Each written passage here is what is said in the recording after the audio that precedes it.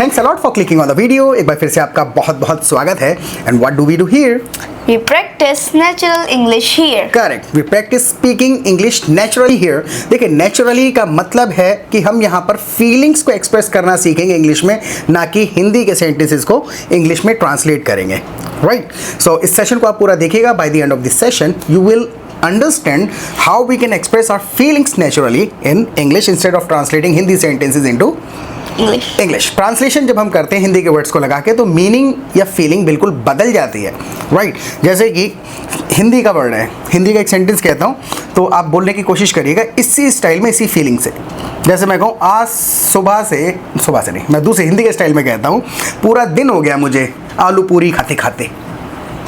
अब फीलिंग आपको समझ में आ गई होगी क्या कह रहा हूँ? आज पूरा दिन हो गया आलू पूरी खाते खाते, सुबह भी, नाश्ते में भी, दोपहर को भी, और अभी भी जहाँ से आया हूँ वहाँ भी आलू पूरी खाई है। पूरा दिन हो गया आलू पूरी खाते खाते। ये चीज़ हमको अटका देती है if we don't understand the feeling we are trying to express, the situation we are trying to describe. Situation को समझ के बोलोगे, बहुत सारे ऑल्टरनेटिव्स होंगे। आप बोल के देखिए, पूरा दिन हो गया आलू पूरी खाते खाते मुझे। I have been having aloo puri since morning. Wow, you said it absolutely correctly in your own words. अपने शब्दों में कहा तो लॉजिकली क्या सोचा तुमने? अच्छा, तुम बता के देखो। आज सुबह से अभी तक मैंने सुबह नहीं कहा था, लेकिन in the background you processed my sentence. तुमने सिचुएशन को समझा, वर्ड्स पे ज़्यादा ध्यान नहीं दिया। राइट, जब कह रहा हूँ पूरा दिन हो गया खाते खाते तो सीधी सी बात है, पहले से अब तक। सो आई हैव बीन ईटिंग आलू पूरी सिंस मॉर्निंग।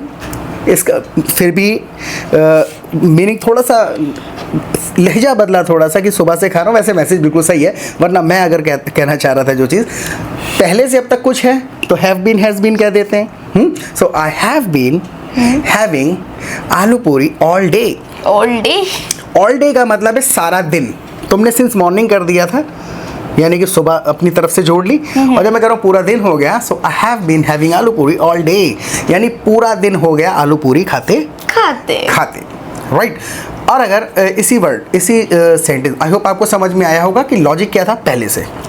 जैसे मैं ये कहूँ पूरा दिन हो गया तुम्हें पढ़ते पढ़ते, पूरा दिन हो गया तुम्हें पढ़ते पढ़ते। फीलिंग क्या है? वर्ड्स पे ध्यान नहीं देना है। पूरा दिन यानी पहले से कुछ। You have been studying all day. Correct, right, you have been studying, यहाँ तक पूरा मैसेज आ गया कि पहले से अब तक, और पूरा दिन हो गया है तो ऑल डे। और अगर कहने लग जाए 2 बजे से, you have been studying since 2 o'clock। Correct, तो लॉजिकली देखना है पहले से अब तक की बात कर रहे हैं या नहीं।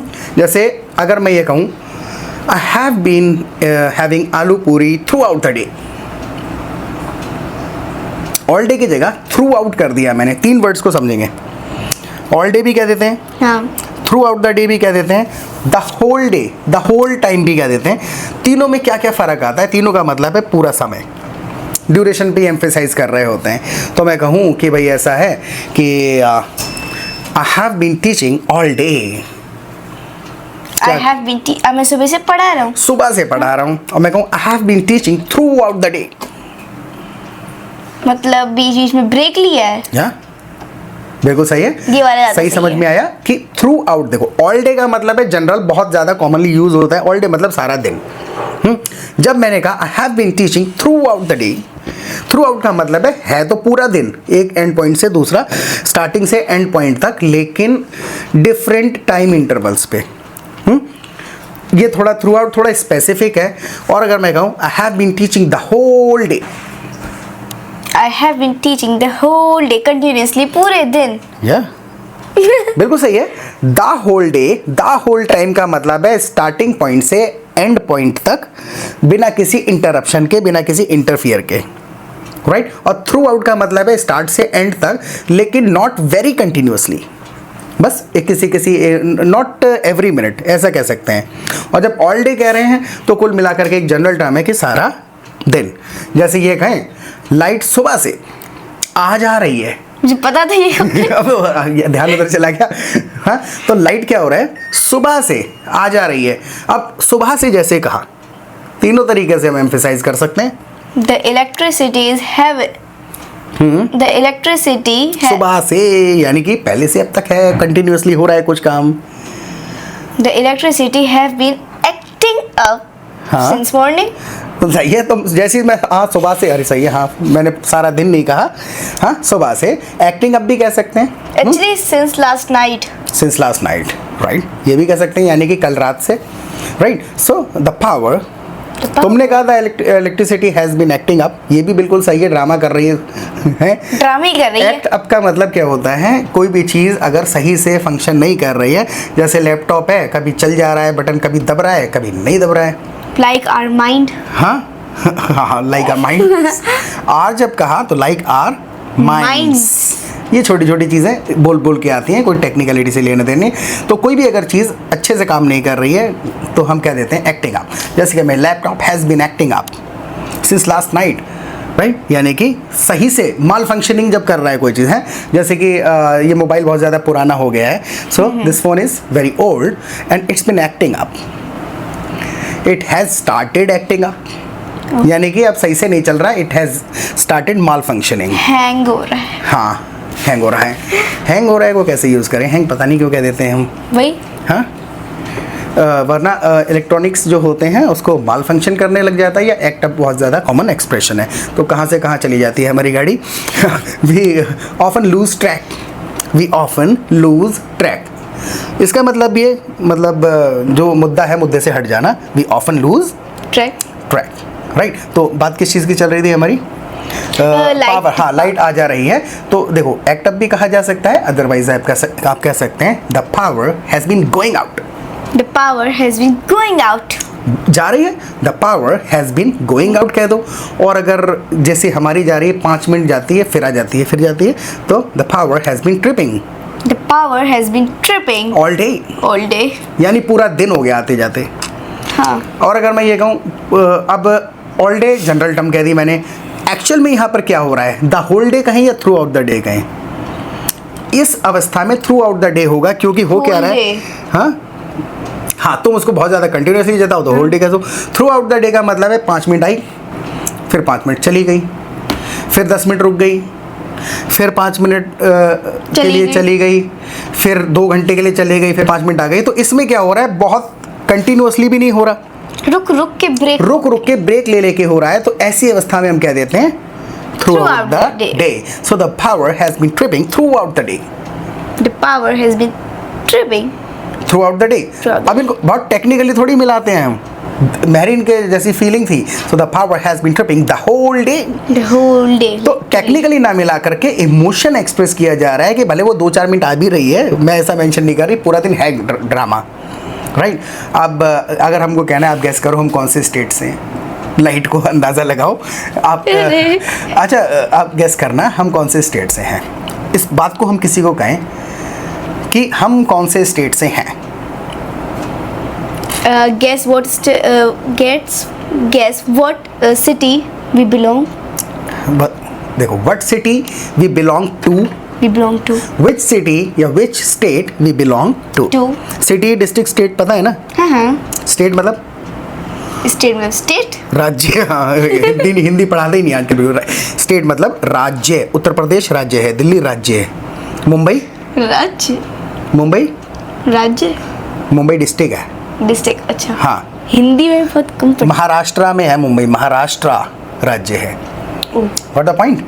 सो आई होप आपको भी लॉजिक समझ में आया होगा। हाँ, तो the power has been going out throughout the day, throughout the day तक आपको समझ में आ गया होगा। तो मैं क्या कर रहा हूँ कि भाई ऐसा है कि आई हैव बीन हैविंग आलू पूरी ऑल डे, पूरा दिन हो गया मेरे को आलू पूरी खाते खाते। मैंने सुबह नाश्ते में आलू पूरी खाई, I had aloo puri this morning. I had आलू पूरी दिस मॉर्निंग, तो हुआ सुबह। For breakfast. मैंने नाश्ते में आलू पूरी खाई। I had aloo puri for breakfast correct. this जब भी हम morning. नाश्ते में, लंच में या डिनर वगैरह को मेंशन करते हैं तो नॉट इन, ऐसे नहीं कहेंगे इन ब्रेकफास्ट, क्या कहेंगे for For. Breakfast. So I had आलू पूरी फॉर ब्रेकफास्ट। एक और चीज़ लॉजिकली जोड़ के देखते हैं, मैंने आज सुबह आलू पूरी खाई। I had aloo puri this morning. Correct. तो इसमें हम टुडे मॉर्निंग नहीं कहते हैं, बोलेंगे। आज सुबह, आज दोपहर, आज शाम की जब बात है तो आई हैड आलू पूरी दिस मॉर्निंग।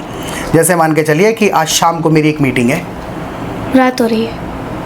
सेंटेंस कह रहे हैं। Oh. हाँ, आज शाम को मेरी एक मीटिंग है। Today I have to attend a meeting. आज शाम को, आज शाम This को। evening. हाँ, right. So I have a meeting this This evening. evening. Today evening नहीं कहेंगे, राइट। कहूँ आज रात को एक मीटिंग है,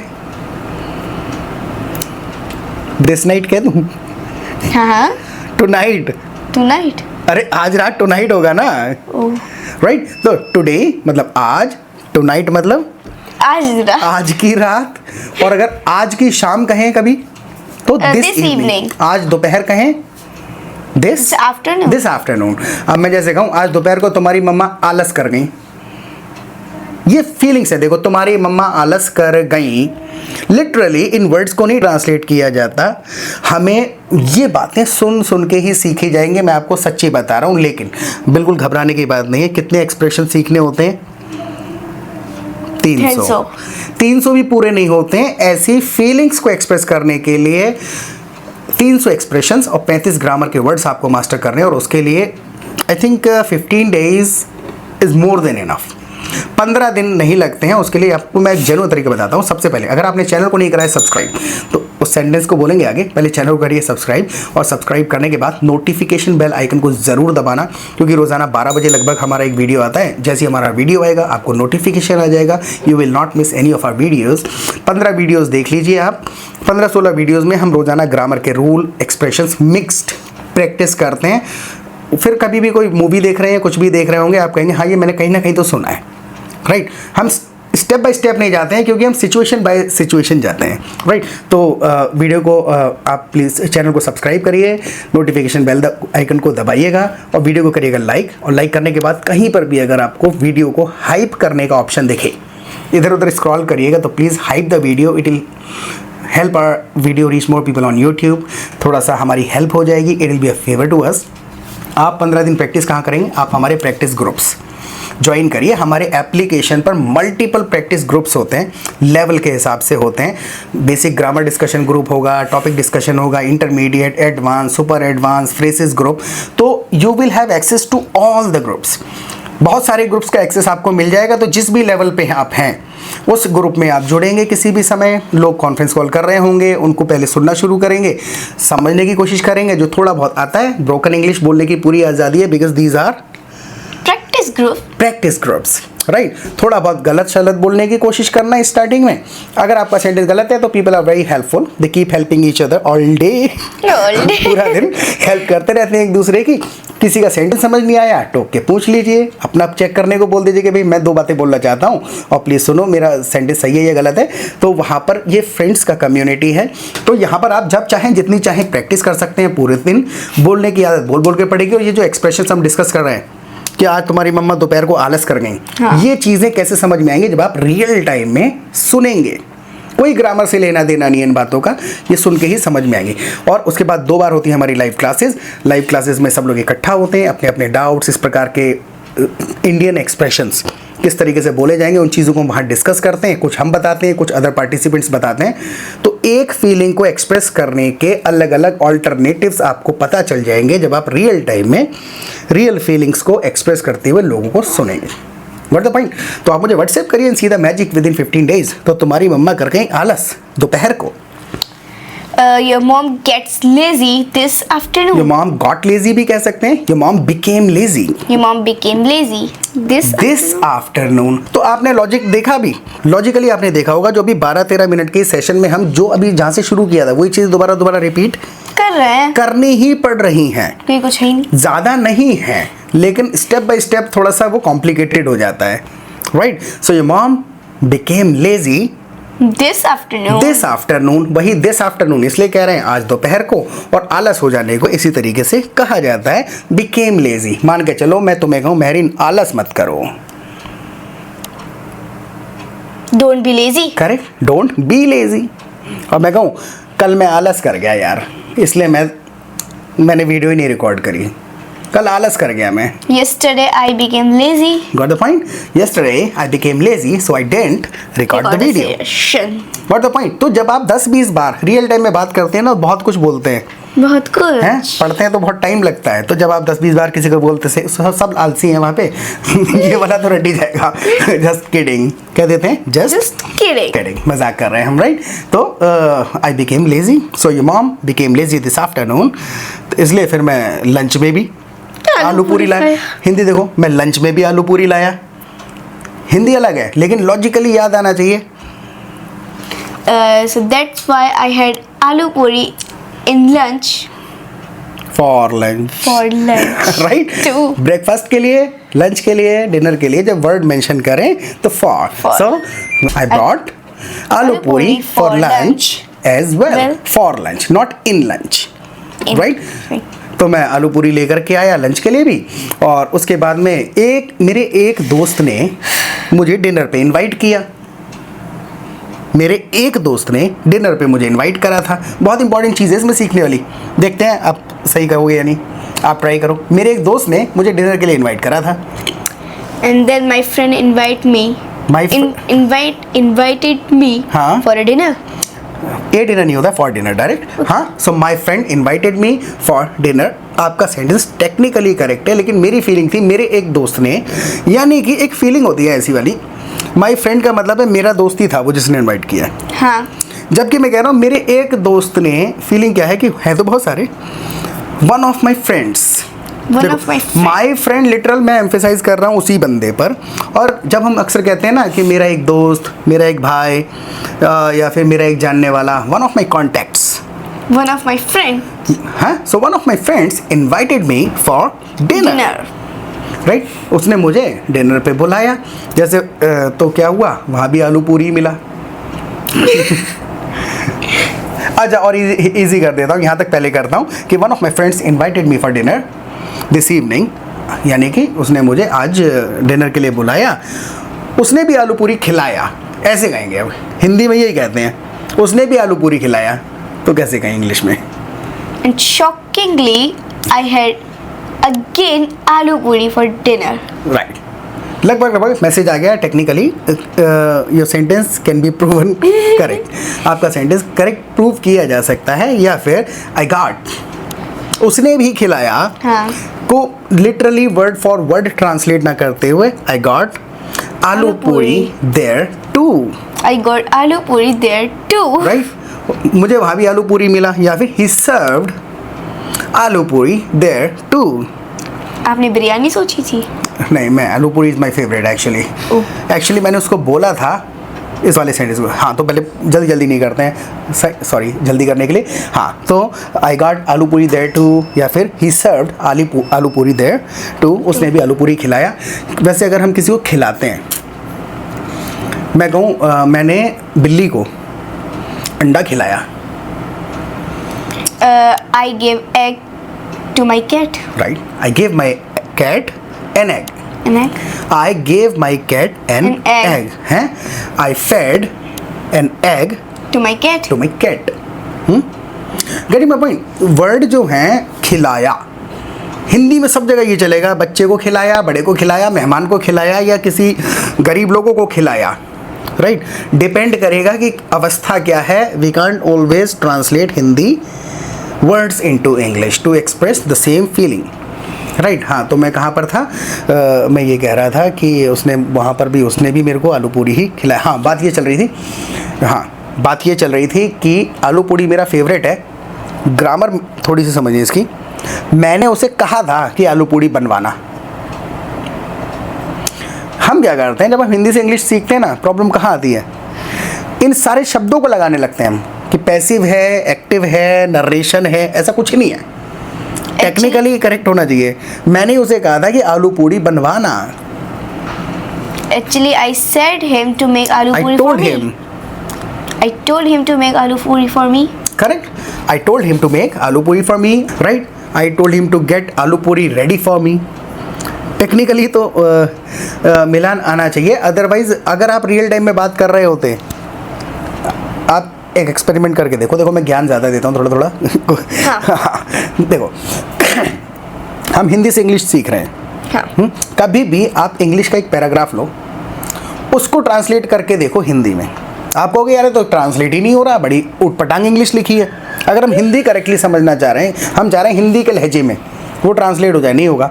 तो हम हिंदी को ट्रांसलेट करके क्यों सोचते हैं कि वो इंग्लिश के सेंटेंसेस सेम वैसी ही फीलिंग को पहुंचाएंगे, राइट? अगर मैं लेटर लगाऊँ कि मैंने उसे कहा था कि भाई ऐसा आलू सेंटेंस क्या था कि मैंने उसे कहा था कि आलू पूड़ी बनवा लेना। I told him to get the aloo puri ready for me, right? I told him aloo puri was my favourite.